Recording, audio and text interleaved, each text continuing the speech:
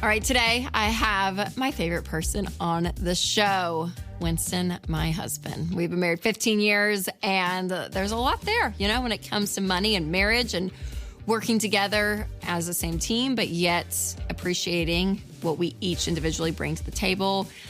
Kids, raising them in today's world, all of it. So we're going to chat about all of that, and make sure to stick around because later I'll share some details about one of my favorite events coming up that you don't want to miss. So make sure to like, subscribe, and share this episode with a friend. All right, let's get started. Well, hi, babe. Thanks for being here. Hi. It's good to be here for the first time. I think it is your first time, right? Yeah. I've never sat on this couch. Okay. Yeah, never been here. Well, welcome. Thanks for coming. It's been a long time you've been doing this. Long time coming. I know. People have been wanting you. And it's happening. Well, it's great. We worked a deal. Found it. We did it. Paying them by the hour. Okay, so money and marriage is always a topic I feel like creates conflict with a lot of couples. And I feel like it's like even the one piece of advice of combining your finances is like the one place I get attacked the most, like especially on social media and stuff. As we talk about money, we've been married 15 years, and money in our marriage and relationship, like I'm curious just from your perspective, like how important is it to work on the same team and to say, yeah, we are one in this area of life, even though we're opposites. So we come at it differently, but seeing yourself as a unit versus trying to keep everything so separate and still like running on your own track. I couldn't imagine seeing it a different way where we would be having separate accounts and separate ways of spending. I've always seen the benefit of like two horses can pull a lot harder and faster than one horse. And so it'd be very strange if we were, running different races and trying to achieve, even if the goals were the same and we weren't doing it together. It just feels like the worst idea of a team that you could come up with. Yeah. So it's a team sport. This is not like golf where it's like, all right, you keep your score, I'll keep my score. Yeah. Because we're going to end up in two different places. Totally. Like inevitably, we'll definitely end up in two different places. I'm trying to keep on the same scoreboard, and I think it's, what I think it is? Tell me. I think people want to do their own thing. Yeah. I think they just want to say, no, I want to do what I want to do. 100%. And so it's much easier if you do, you know what? You do what you want to do, I'll do what I want to do. That is avoiding having to look at yourself and do work. That's what it is. So I hate to project into why people would want separate checking or separate financial goals and strategies, but it's easier that way. That's a good point. It's easier that way. Yeah. Because you know what? We don't even have to talk about it. Mm-hmm. I forget who said it, but it's like you're climbing a ladder your whole life to realize that it was up against the wrong wall. And I think there will be a lot of people that get to the end, if they do, because if they're not doing money together, they're probably not doing a lot together. Yeah, sure. If they do get to the top of the ladder, then you're going to be over there on that wall, and I'm over here on this wall, and it's like... We've created two different lives almost. Well, this is a bad decision, so... This isn't good. Those are my thoughts on it. Yeah, no, I agree. I totally agree. And I think what's hard for people is that opposites attract. So you do come at it differently. And so for us, I would say that is true. So keeping this balance, and I think this is true probably in all of marriage, but we're using money as kind of that filter of looking at this through. Because there's something to be said about keeping your own you as an individual person. Like you were created uniquely, right? Like there's something about you that is unique and we don't have to conform to the same person, but yet we're trying to work on the same team. So it's like that balance of appreciating and knowing the opposite. Like you're a saver, I'm a spender, you're a nerd, I'm a free spirit. Like the way we go about purchasing, what we purchase, how we think about spending or saving naturally is a little bit different, but yet we're working as the same team. It's very different, but it's not a ball and chain. Like you marry an individual and then during courtship, humans are professionals at self-presenting in the perfect way. Courtship, so you mean dating? Yeah. So formal. So great. Oh, sorry. It's not the audience. Probably. We didn't court. No, we dated. But you're my person. You're my person. Oh my God. So now I'm relative again because you're my person. I'm relevant. Okay. But when you're dating, we're really good at presenting. You're presenting your best self. You're doing everything you can for that person to soothe you, and they're doing the same thing so you can soothe them. And then eventually you come back around to realizing, where am I? Like, where is my individuality? And so you say, oh, I'm going to actually celebrate what I bring to the table. I'm a saver. You're a spender. And that provides great strengths and also provides great challenges. But it's not a ball and chain where I'm always like freaked out and frustrated that you're going to spend too much, or you're freaked out and frustrated that I'm super boring and can't spend, have fun. Like, you bring both to the table and work it out. Yeah. You know, it's a stronger balance. It's more diversified and more of a mosaic than it is like, oh, we have to be the exact same person. Yes. Like, that's enmeshment. That's not going to get you to where you want to go. No, I know. Yeah. So it is that balance of in marriage and courtship. In courtship, courting, to be able to, to know each other's strengths and weaknesses and almost see it as a gift of what you're saying. And I think that can be really hard sometimes for couples if money is a major tension point for them in their marriage. But it's hard because we want what we want. Yeah. And to try to see it from your spouse's point of view is denial for a second. It's scary. It's like, oh no, I'm going to lose myself if I just try to hear what they're trying to say or the way that they're coming at this thing that they want to buy or this new goal that they have. But that doesn't mean you're forfeiting. Yeah. You're just letting them bring their strength to the table, and you better bring your strength to the table too, you know? And that's what makes a really good decision. Okay, before we go on, let me tell you about one of our incredible sponsors, Christian Healthcare Ministries. Health insurance costs are only moving one way, and that way isn't down.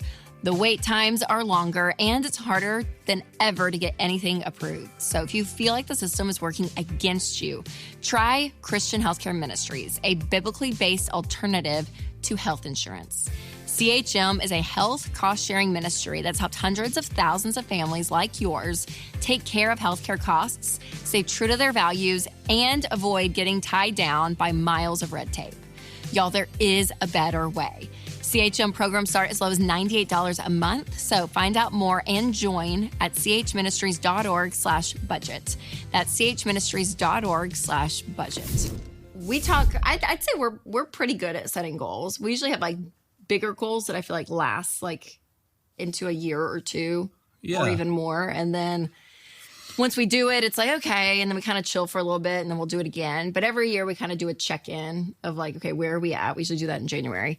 But what would you say to couples out there that don't talk about this stuff? They really don't look maybe towards the future, even in like a year, right? Like, I mean, even that's kind of short term nowadays, but like even a block of time where you're like, okay, yes, we need to do this together and do it well. How important is it, do you feel like, to be on the same page and to have something that you're shooting for? Because we don't, I'll say this, we don't always have like a goal. Like there isn't always like a thing. Yeah. And if there is, it usually lasts a year or two and then we do it and then it comes up something else. But right. Yeah, I would say the times that you do have a goal, you don't have to have a goal, but I would say be real conscious of that, because if you don't have a goal, but you kind of have this fantasy or this vision of what you think life's going to be in 5 years or 10 years, then I would say don't be surprised if it doesn't happen, because the times that we have had a goal in our marriage financially are when we're the most synced up and also the most efficient. Yes, I would say like that. it actually moves faster. Your money, you get more wins. You're more efficient with it. You make more progress when you're chasing something. Yep. So you don't have to have one, but it is really motivating to set something out. It could be a month, it could be a year, it could be 2 years, it could be 5 years, and back your way out of it. You know, a lot of people would be going all the way out to, all right, when are we going to be empty nested? Yeah. And then What do we want to do? What do we want our monthly income to be like when we retire? And you can't build a plan. You can't even start to put legs to it if you don't know what the end of that vision looks like. If you can't picture it within detail, within reason, Sure. you know, you're not going to know down to the dollar, but where do you want to go? Some people just start with like, all right, let's just start right now. And you can't. You don't even know where you're going. Yeah. Which direction. Yep. How much. So I would say it's extremely important, but you got to, doesn't matter what it is, but just put one out there and watch how efficient it is to get there. What I think is fun too is just the idea of dreaming together about what that future is. Like those are always fun conversations to me. Like sometimes That'll really expose your personalities. we That'll really expose like. well, and we do this. What is it like? Your money just shows you more of who you are. Yes. I mean, yeah. You start talking about how you want to spend it in retirement. Yeah. You really get to know like what your passions are. Yes. But I think that's fun though. Like when we've done those dates. It is fun. Where you're like, take money off the table. What would be what's ideal in the next 5 years, the next 10 years, the next 20 years? And we do just kind of sit there and like, we don't like write it down. It's not like, oh my gosh, we have to be like, we're like that. This is the plan, but just allowing yourself to dream. Yeah. Like I want to travel the world for months at a time at retirement. And I want to walk my dog. You know, it's like, it's a window into our passions. Yes. which is good to check in every once in a while. Totally. I think you're still going to want to travel in 20 years. Yeah, I will. Okay. Mm-hmm. Maybe I'm Does it bother you that I book getting vacations there. on vacations? Yes. I do that a lot. If you're like on a trip and you're like, where are we going next? I'm like, we're not even done yet. We haven't even paid these people. I know. Yeah, it's wild. Yeah. I always talk about contentment and comparison as like my trap in life because I'm always like kind of looking for the next thing of like, okay, yeah. Do you see that play out like in my purchasing and in my how we do money? Yeah, a little bit. My Amazon purchasing. No, yeah, those are like microcosms. Travel is like right in your face. It's real big and obvious. Yes. Where it's like, you are living in 2027, you know? But then I think you're a forward thinker. You live in the future. Yes. And yes. I live in the present but just by personality. Right. So not right or wrong. I mean, so I had to buy that daggum 12-foot calendar with dry erase calendar so I could see the whole year because you were booking things out that I couldn't even see yet in my mind. Yes, I know. And I had to be like, hold on, I don't even know. We probably have like 10 things on that day. But we can't see it. I can't see it. I know. We have a massive dry and erase 12-month calendar in our laundry room. It covers the whole wall. Thank you, babe. You're welcome. Great purchase. You're welcome so much. Great purchase. Yeah. But we see it. And everything's color-coded. So it's great. We feel organized. Yeah. So to anybody who feels like they're resonating with me, it gave me a little bit more like visibility, which gives me a little more control. When I can see it, it just gave me a little more control. The visual, yes. Where it's like, okay, it's not too crazy. It's not too busy. Fall, spring, whatever, holidays. Yes. I can just see it, which helped me say yes to more things. It's like a budget for a calendar. That's How exactly. about that? You know what? That was my talk at Money and Marriage. No, it wasn't. Did you steal that from me? No, but it was Your calendar is your budget? basically how you budget. You can do the exact same thing with your calendar and your time. Unbelievable. How long have we been married? I know. Unbelievable. Shoot. 15 short. Okay. Years. So the calendar is a budget for your time. I know. It's perfect. And we didn't budget with a 12-month calendar for a long time. For a long time. But that has helped us, though. And then in turn, I feel like it does gives make me things. some security. Yes, from a scheduling perspective. So go get you one if you have like a cranky old husband who's always freaked out about too much busyness. So we're just too busy. Too much. No, pulling back though has been good. I feel like we've done that. I feel like we've done that more in recent. I haven't overbooked us too much. Yeah. Recently. It's been good. No, Sports have killed Sports. Yeah. Okay, speaking of sports and kids. Oh, wow. When you think about kids and money in our family, what are those dynamics like for you as a dad? Challenges, things that you feel like, we could probably do better there, or we're doing that pretty well. Like, that's good. Like, I have problems because I always think, like, if I see the kids get something or an Amazon box. Like I parent way too much out of my own childhood, right? So we all do. Yeah, I mean, I went to the beach once a year in a minivan, and no Amazon boxes to the door. But I remember the first guy who bought deodorant on Amazon, and this was like 10, 12 years ago. He was an early adopter, and I thought, you're kind of weird. Mm-hmm. That's really, you're kind of strange. Why would you ever buy deodorant shipped to your door? And here we are. You know, I mean, it's the way that we do life right now. So I think the example that I'm using is when stuff comes to the door, it doesn't matter if it's deodorant. You still get a little bit of that dopamine where it's like, there's a box at our door and I'm going to open it. There's something in there that's new. Dove soap. You know, but it's something, and we're opening it, and the kids are there, and so you kind of see this. I don't know. It freaks me out a little bit where they're so used to things showing up at the door, material things that I know what it's doing to them chemically. Mm-hmm. Yeah, and it's this little buzz that you used to have to go to the store if you did something great, good grades or whatever when you were a kid, and pick out something. You know, and then hold it till you got home. And, you know, it's so fast and so consumer in 2025 these days. So that's my biggest, like, I'm excited for them to get to the age where they can earn their own way. Like, legitimately earn their own way. Like, go get a job. Like, and like I'm no longer the guy who's going to fix your broken toy. Yeah. You're just going to have to deal with it. Or save up. Mm-hmm. There's a dishwasher over there. Yeah. So that's what I'm kind of experiencing right now. That's good. The consumer side of raising kids today. And that's true with anyone, with any income level situation. I mean, it is. If you buy your deodorant on Amazon. Yeah. Which I would recommend. I mean, I would recommend. It's very convenient. Yes, totally. What is a lesson for the kids that you're like, this has to be instilled in them or it's not going to be good? Well, money comes from work. That's my kind of number one fallback.